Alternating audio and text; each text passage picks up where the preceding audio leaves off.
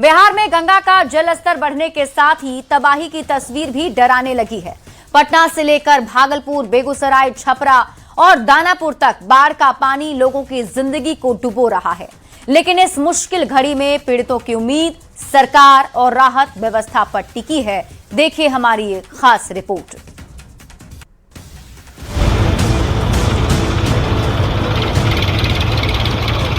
गंगा, जो बिहार की जीवन रेखा कही जाती है, आज वही कई परिवारों के लिए मुसीबत बन गई है।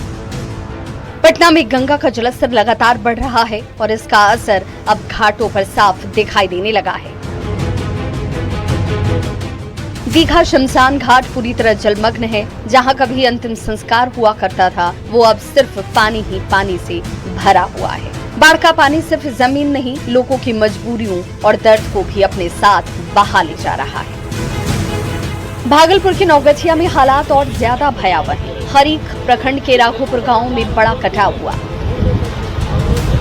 तटबंध टूटने के बाद गंगा का पानी पीछे से आसपास के इलाकों में फैल गया। जिन लोगों ने कभी इस बांध को अपना सहारा समझकर बसेरा बनाया था, अब वही लोग अपना आशियाना छोड़ने को मजबूर हैं।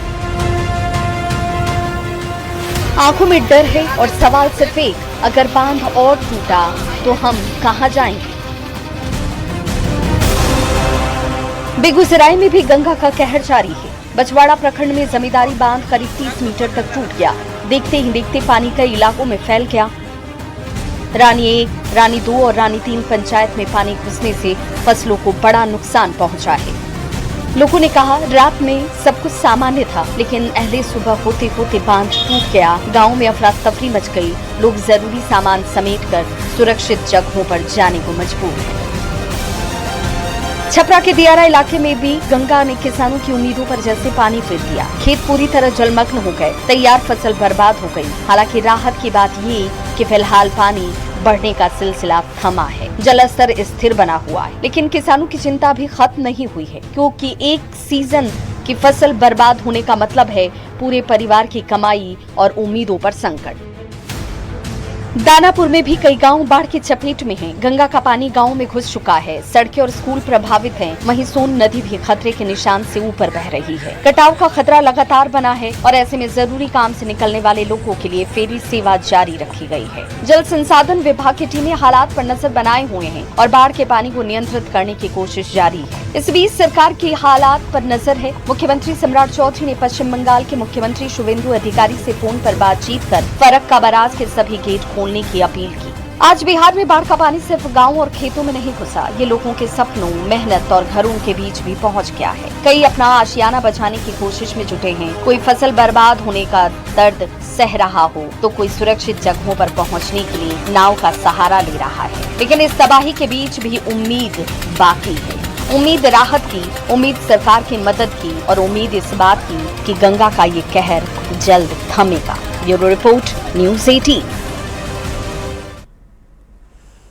और इस बीच रुक कर लेते हैं इस वक्त की बड़ी खबर की ओर। बाढ़ को लेकर एक्शन में है मुख्यमंत्री सम्राट चौधरी। बाढ़ प्रभावित इलाके का खुद उन्होंने हवाई सर्वेक्षण किया और मुख्यमंत्री ने एक्स पर पोस्ट करके इसकी जानकारी भी दी। सोशल मीडिया साइट एक्स पर पोस्ट कर सीएम ने लिखा, बाढ़ प्रभावित जिलों पटना, भागलपुर, कटिहार, नौगछिया, बेगूसराय और खगड़िया का हवाई सर्वेक्षण कर वर्तमान हालात का जायजा लिया। और इस दौरान उप मुख्यमंत्री विजय चौधरी भी मौजूद रहे। सीएम ने कहा कि प्रभावित लोगों की सुरक्षा, राहत और आवश्यक सुविधाओं को उपलब्ध कराना सरकार की सर्वोच्च प्राथमिकता है। प्रशासन को पूरी तत्परता के साथ राहत और बचाव कार्य करने के निर्देश दे दिए गए हैं। और इस बीच एक और बड़ी खबर आप जान लीजिए। मुख्यमंत्री सम्राट चौधरी के आग्रह पर बड़ा फैसला लिया गया है। फरक्का बैराज के सभी गेट खोल दिए गए हैं। सीएम सम्राट ने बंगाल के सीएम से आग्रह किया था फरक्का बैराज को खोलने का और बैराज खोल लिया गया है। फरक्का बैराज के सभी गेट अब खोल दिए गए हैं, जिससे बिहार में अब गंगा के बढ़ते जल स्तर से थोड़ी राहत जरूर मिलेगी।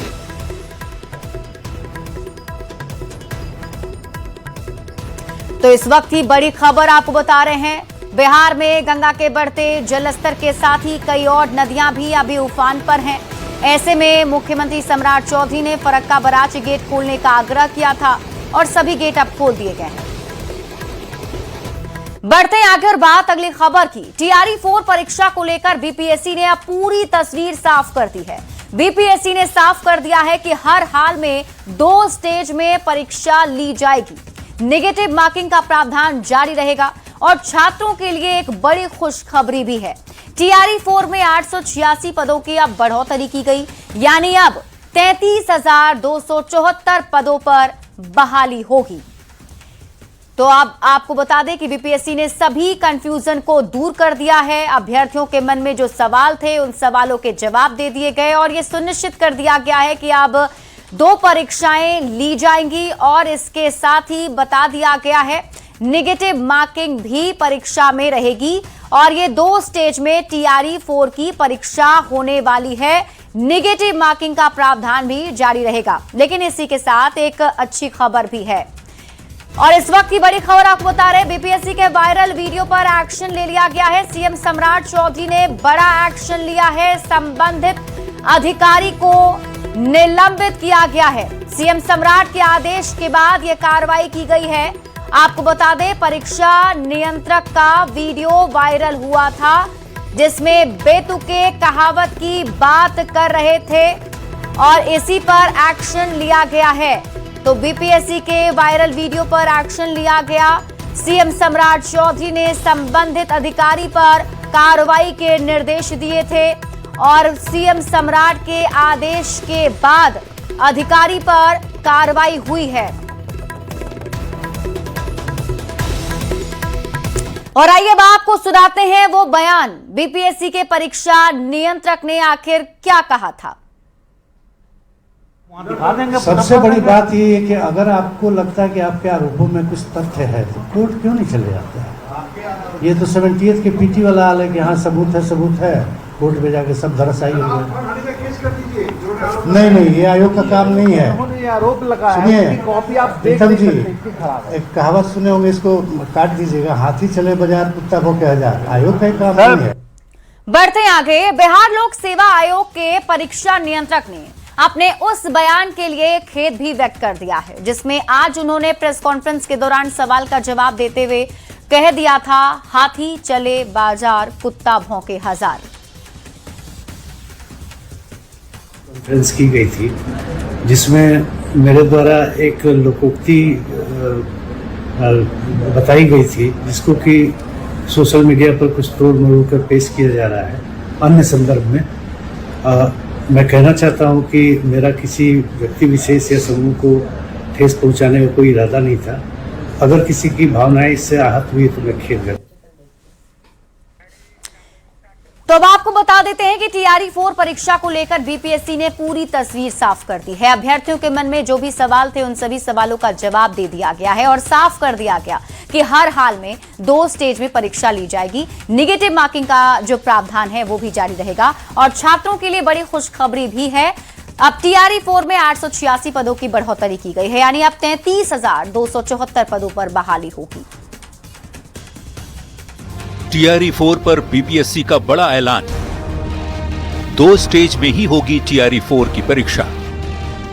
जारी रहेगा नेगेटिव मार्किंग का प्रावधान। टीआरई 4 में 886 पदों की बढ़ोतरी, अब 33,274 पदों पर होगी बहाली। टीआरई 4 परीक्षा को लेकर बीपीएससी ने सारे कंफ्यूजन दूर कर दिए हैं। बीपीएससी ने प्रेस कॉन्फ्रेंस कर कई अहम सवालों पर स्थिति साफ कर दी है। परीक्षा 2 स्टेज में ही आयोजित होगी और नेगेटिव मार्किंग का प्रावधान भी जारी रहेगा। बीपीएससी के परीक्षा नियंत्रक ने प्रेस कॉन्फ्रेंस कर कई सवालों का जवाब दिया। इस संबंध में भ्रांति भी फैलाई जा रही है। जैसे एक सज्जन को मैंने कहते हुए सुना कि बिहार पहला स्टेट है जो 2 स्टेज एग्जाम टीचर रिक्रूटमेंट में ले रहा है। ये बात बिल्कुल गलत है। बिहार ऐसा पहला राज्य नहीं है। यूपीएससी समेत कई स्टाफ सिलेक्शन कमीशन और अन्य आयोगों में 2 या 3 स्टेज एग्जाम लिया जाता है। बीपीएससी ने भी सभी एग्जाम को एटलीस्ट 2 स्टेज कर दिया है। तो एक टीआरई या कोई अन्य एग्जाम को छोड़ना वैसे सही नहीं है। बिहार पब्लिक सर्विस कमीशन ने अपने सभी ऑब्जेक्टिव परीक्षा में जो वस्तुनिष्ठ परीक्षा होती है उसमें नेगेटिव मार्किंग का प्रावधान कर रखा है। किसी एक परीक्षा को यह कह के कि पहले नहीं था या कभी नहीं था या जो भी, ये सही नहीं है। टीआरई 4 की परीक्षा कब होगी, ये सवाल भी सभी के जहन में घूम रहा है। टीआरई 4 की परीक्षा की तारीख को लेकर फिलहाल बीपीएससी ने कोई निश्चित तारीख घोषित नहीं की है। अगर टीआरई 4 के लिए 5 लाख तक आवेदन आते हैं तो परीक्षा एक दिन में आयोजित की जा सकती है। वहीं आवेदन की संख्या 5 लाख से ज्यादा होने पर परीक्षा 2 या फिर 3 दिनों में कराई जा सकती है। आयोग के मुताबिक अक्टूबर में टीआरई 4 परीक्षा की तारीख घोषित की जा सकती है, जबकि परीक्षा दिसंबर या जनवरी तक आयोजित होने की संभावना है। लेकिन 5 लाख से अगर अधिक लोग भर दिए तो हमें 2 फेज में लेना होगा, तो 3 के बदले हमको 6 डेट देना पड़ेगा। तो अभी हम कैसे बता दें डेट के बारे में? तो 3-4 महीना का समय दे रहे हैं। ये परीक्षा टीआरई 4 की जब भी होगी दिसंबर जनवरी में हो पाएगी, क्योंकि 30 सितंबर को हमको पता ही चलेगा कि कितने लोगों ने फॉर्म भरा। उसी के हिसाब से तब हम अक्टूबर में डेट अनाउंस करेंगे। टीआरई 4 एग्जाम देने वाले छात्रों के लिए एक और बड़ी खुशखबरी है। अभ्यर्थियों की मांग पर 886 पद बढ़ा दिए गए हैं। पहले 32,388 पदों के लिए अधियाचना भेजी गई थी, लेकिन अब 33,274 पदों पर नियुक्ति के लिए बीपीएससी के पास अधियाचना पहुंच गई है। 32,388 पदों के लिए हमने पूर्व में अधियाचना भेजी थी। उसके बाद कई लोगों ने मिलकर के, अभ्यर्थियों ने भी मिलकर के हमसे गुहार लगाई थे, तो हमने अभी जो नई अधियाचना भेजी थे वो भी हमारी अधियाचना बीपीएससी को पहुंच गई है और अब कुल मिलाकर के 886 पदों की वृद्धि की गई है। 33,274 पदों की नियुक्ति हेतु बीपीएससी को हमने, हमारी ओर से अधियाचना पहुंच गई। टीआरई 4 में पीटी और मेंस और निगेटिव मार्किंग के खिलाफ छात्रों का धरना जारी है। इस बीच बीपीएससी ने टीआरई 4 एग्जाम को लेकर स्थिति साफ कर दी है। टीआरई 4 की परीक्षा 2 स्टेज में ही होगी। निगेटिव मार्किंग का प्रावधान भी जारी रहेगा। छात्रों के लिए ये बड़ी खुशखबरी है कि अभ्यर्थियों की मांग पर 886 पद बढ़ा दिए गए हैं। न्यूज 18 के लिए पटना से शैलेंद्र कुमार के साथ रवि एस नारायण की रिपोर्ट। और इस बीच बड़ी खबर राजधानी पटना से आपको बताते हैं, जहां गर्दनी बाग धरना स्थल पर छात्रों का आंदोलन जारी है। और इसी बीच 25 अगस्त को छात्रों का महाआंदोलन होने वाला है। इससे पहले तेजस्वी यादव ने छात्रों को समर्थन दिया। इसके बाद डीएम कुंदन कुमार ने छात्र नेताओं से बातचीत की। मुलाकात के दौरान छात्रों ने मुख्यमंत्री, शिक्षा मंत्री और मुख्य सचिव से मुलाकात की मांग रखी है। साथ ही मांगे नहीं मानने पर सीएम हाउस घेराव की चेतावनी दी है। प्रयास कर रहे हैं, हम लोग मांग भी सभी लोग की है कि मुख्यमंत्री से मिलवाया जाए। तो अब ये लोग विचार कर रहे हैं, लेकिन संभावना कम लग रही है कि मुख्यमंत्री से मिलवा पाएंगे, लेकिन प्रधान सचिव या शिक्षा सचिव से ये लोग मिलवाएंगे। तो हम मांग करते हैं कि बिहार सरकार के बड़े प्रतिनिधि, चाहे वो मुख्य सचिव के स्तर से वार्ता हो या मुख्यमंत्री के प्रधान सचिव वार्ता करें। हमारी 15 सूत्री मांग है, तो मांगों को अलग अलग प्रकार से नहीं देखना है। डीएम महोदय ने कहा है कि अभी शिक्षा के जो सचिव हैं उनसे वार्ता कीजिए तमाम मुद्दों पर। बिहार में स्टूडेंट क्रेडिट कार्ड योजना पर तमाम तरह के संशय पर सीएम सम्राट ने विराम लगा दिया है। सीएम सम्राट ने एक्स पर पोस्ट कर साफ किया, छात्रों को 4 लाख रुपए तक के लोन की सुविधा बरकरार रहेगी। और सीएम के इस घोषणा के बाद बिहार के लाखों छात्र और अभिभावकों ने राहत की सांस ली है। छात्रों को सीएम सम्राट का भरोसा। स्टूडेंट क्रेडिट कार्ड योजना में बदलाव नहीं, 4 लाख लोन की सुविधा बरकरार। स्टूडेंट क्रेडिट कार्ड योजना को लेकर हाल ही में ऐसी खबरें आई थी कि लोन राशि को घटाकर 2 लाख रुपए कर दिया गया है, लेकिन मुख्यमंत्री सम्राट चौधरी ने छात्रों को भरोसा दिलाया है कि उन्हें 4 लाख तक का लोन मिलता रहेगा। सीएम सम्राट ने एक्स पर लिखा, स्टूडेंट क्रेडिट कार्ड योजना के संबंध में विद्यार्थियों एवं अभिभावकों के मन में किसी भी प्रकार का संशय नहीं रहना चाहिए। उच्च शिक्षा हेतु 4 लाख रुपए तक का स्टूडेंट क्रेडिट कार्ड मिल रहा है और यह सुविधा आगे भी पूर्ववत जारी रहेगी। बिहार सरकार युवाओं की शिक्षा और उनके उज्जवल भविष्य के लिए पूरी तरह प्रतिबद्ध है। शिक्षा के रास्ते में आर्थिक संसाधन को कभी भी बाधा नहीं बनने दिया जाएगा। सीएम सम्राट के पोस्ट के बाद लाखों छात्रों और अभिभावकों ने राहत की सांस ली है, लेकिन सीएम की घोषणा के बाद सियासत तेज हो गई है। आरजेडी ने कहा, जब उनकी पार्टी ने इस मुद्दे को उठाया तो दबाव में आकर सीएम ने ये फैसला लिया है। तो कांग्रेस ने कहा बेहद ही कम छात्रों को स्टूडेंट क्रेडिट कार्ड योजना से लोन मिल रहा है, तो एनडीए ने सीएम के फैसले की तारीफ की है। 4 लाख रुपए की जो स्टूडेंट क्रेडिट कार्ड के माध्यम से लोन दिया जा रहा था, उसमें किसी भी प्रकार की कोई कटौती नहीं की जा रही है। सम्राट चौधरी जी का और उनकी सरकार का जो नजरिया है शिक्षा को लेकर के बिहार में, वो निरंतर शिक्षा को बिहार में कैसे सशक्त किया जाए। बिहार में स्टूडेंट क्रेडिट कार्ड को लेकर छात्रों एवं अभिभावकों के बीच कुछ संशय क्रिएट किए जा रहे हैं, तो मैं आश्वस्त करती हूं कि जो बिहार सरकार है वो पूर्व की भांति 4 लाख रुपया बच्चों को स्टूडेंट क्रेडिट कार्ड मद में नियमित रूप से उपलब्ध करा रही है। नेता प्रतिपक्ष तेजस्वी प्रसाद यादव जी ने जो ही सवाल खड़ा किया, सत्ता प्रतिष्ठान हिल गई और अब सफाई ये दे रही है कि जो 4 लाख हम देते थे वो देंगे, लेकिन यह क्लियर नहीं किया कि जो 2015 में तेजस्वी यादव जी जो उप मुख्यमंत्री थे, उस समय महागठबंधन की सरकार में लिए गए निर्णय के अनुरूप है या नहीं है, यह स्पष्टता नहीं हुई है। बिहार सरकार एक श्वेत पत्र जारी करके ये बताए कि पिछले 2 वर्षों में एजुकेशन लोन के लिए कुल कितने आवेदन आए और कुल कितने छात्रों को एजुकेशन लोन 2 वर्षों में मिला है। बिहार में अब तक लाखों छात्र स्टूडेंट क्रेडिट कार्ड की सुविधा का लाभ उठा चुके हैं। हर साल इस योजना के तहत हजारों छात्र आवेदन करते हैं। 12वीं पास छात्रों को उच्च शिक्षा जैसे बीटेक, एमबीबीएस, डिप्लोमा हासिल करने के लिए 4 लाख रुपए तक का लोन आसान शर्तों पर उपलब्ध कराया जाता है। लेकिन लोन में 2 लाख की कटौती की खबरों के बाद असमंजस की स्थिति बन गई है। लेकिन सीएम के भरोसे के बाद तमाम सवालों पर विराम लग गया है। छात्रों और अभिभावकों की चिंताएं भी दूर हो गई हैं। न्यूज 18 के लिए पटना से आनंद अमृतराज की रिपोर्ट। वहीं बिहार सरकार ने शिक्षा में सुधार के लिए आज 2 बड़े कदम उठाए। पहला, परीक्षा में सुधार के लिए 5 सदस्यीय विशेष कमेटी के गठन के लिए अधिसूचना, और दूसरा, विद्या साथी कार्यक्रम की शुरुआत। इस रिपोर्ट में देखिए। शिक्षा में सुधार के लिए सरकार की तैयारी। विशेष कमेटी के गठन के लिए अधिसूचना जारी। उच्च शिक्षा में मदद के लिए विद्या साथी शुभारंभ। 3 लाख छात्रों को मिलेगा क्वालिटी एजुकेशन। बिहार सरकार युवाओं से जुड़ने के लिए नई कोशिशें कर रही है। परीक्षा व्यवस्था में सुधार इसी दिशा में एक बड़ा कदम है। ये कमेटी बिहार में होने वाली परीक्षा की समीक्षा और जांच करेगी। प्रतियोगी परीक्षाओं की जांच और समीक्षा कर सकती है। माध्यमिक और उच्च माध्यमिक परीक्षा की भी जांच करेगी।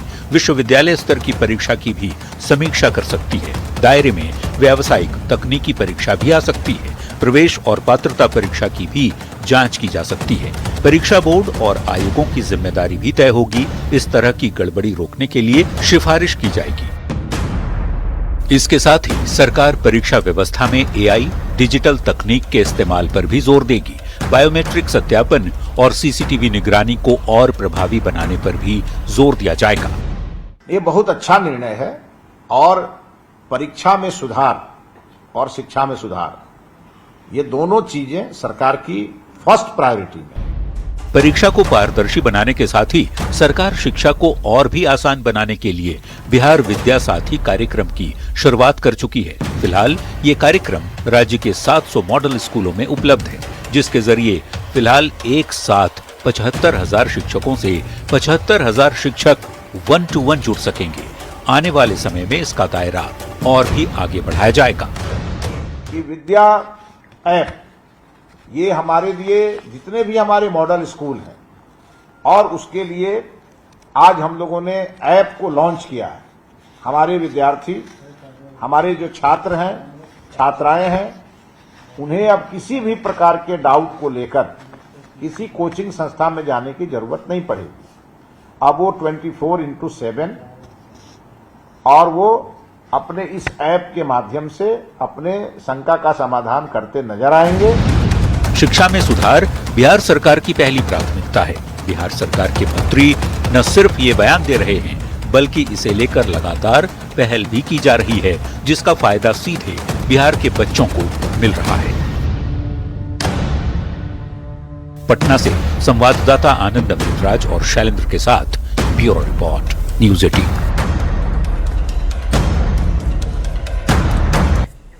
भोजपुर के भरत तिवारी के परिवार से मिलने आज तड़के भोजपुरी अभिनेता और बिहार विधान परिषद सदस्य पवन सिंह उनके घर पहुंचे। मां, पिता और भाई बहनों से उन्होंने मुलाकात की, न्याय की लड़ाई लड़ने का भरोसा दिया और एक बार फिर परिवार को न्याय की उम्मीद जग उठी है। ये रिपोर्ट देखिए। वक्त सुबह के करीब 4 बजे का। जब पूरा परिवार गहरी नींद में था, तभी अचानक भरत तिवारी के घर पहुंचते हैं बीजेपी एमएलसी पवन सिंह।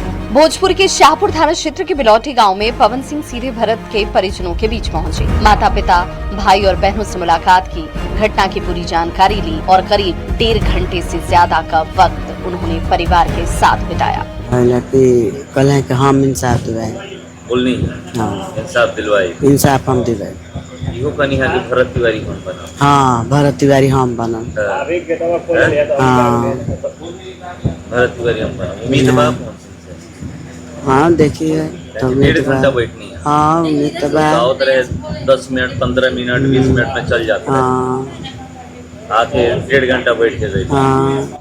मां के आंसू थे, परिवार की आंखों में दर्द था और सामने खड़े पवन सिंह उन्हें ढांढस बंधाते नजर आए। पवन सिंह ने परिवार से कहा कि भरत उनके लिए सिर्फ जान पहचान का व्यक्ति नहीं, बल्कि परिवार का सदस्य और उनका भाई था। उन्होंने भरोसा दिया कि भरत को न्याय दिलाने की लड़ाई आखिरी दम तक जारी रहेगी। इतना ही नहीं, पवन सिंह ने अपने हाथ की कलाई पर भरत की बहन से राखी भी बंधवाई और सुरक्षा का भरोसा भी। श्वासन दे रहे हैं लोग। ये सब श्वासन दे रहे हैं। उम्मीद जगी है। हाँ, श्वासन क्योंकि आखिर 1.5 घंटा बैठे थे। हाँ, श्वासन दिए हैं कि ये लोग बचेंगे नहीं। ये लोग अपराध किया है, एक सच्चा इंसान था भरत बसंत तिवारी, यह सब बोले हैं। 17 जून 2026 भोजपुर के शाहपुर थाना क्षेत्र के बिलौटी गांव में पुलिस एनकाउंटर के दौरान गोली लगने से भरत तिवारी की मौत हो गई थी। इसके बाद से पूरा परिवार लगातार न्याय की मांग कर रहा था। बिहार सरकार हर मदद कर रही थी, जांच जारी है परिवार का, लेकिन ये जरूर कहना कि भरत के साथ हुई घटना की निष्पक्ष जांच होनी चाहिए। अब पवन सिंह के अचानक से घर पहुँचने से परिवार को अपनी लड़ाई में एक मजबूत आवाज मिलने की उम्मीद जगी है। हाँ, उन्होंने तो बोला है कि मैं जाकर सीएम साहब से बात करता हूँ इस बारे में। और उन्होंने आश्वासन दिया है कि न्याय मिलेगा। उम्मीद जगी है। हाँ, समय दिए, ये नहीं कि आए और एक नहीं कि जल्दबाजी में नहीं, समय दिए, 2 घंटे समय दिए। 1.5 से 2 घंटे लगभग यहाँ पर बैठे 1.5 घंटे बैठे थे। पवन सिंह ने परिवार को भरोसा दिलाया कि मामले की न्यायिक जांच की जा रही है। इस लड़ाई में परिवार खुद को अकेला न समझे। सुबह सुबह पवन सिंह के पहुंचने की खबर जैसे ही आसपास फैली, बड़ी संख्या में लोग भरत के घर के बाहर इकट्ठा हो गए। एक तरफ बेटी को खोने का गम, दूसरी तरफ इंसाफ की उम्मीद। अब भरत तिवारी के परिवार की नजर जांच पर है और इंतजार उस न्याय का जिसका भरोसा मनोज तिवारी से लेकर पवन सिंह और बिहार सरकार ने परिवार को दिया है। न्यूज़ 18 के लिए भोजपुर से चंदन कुमार की रिपोर्ट।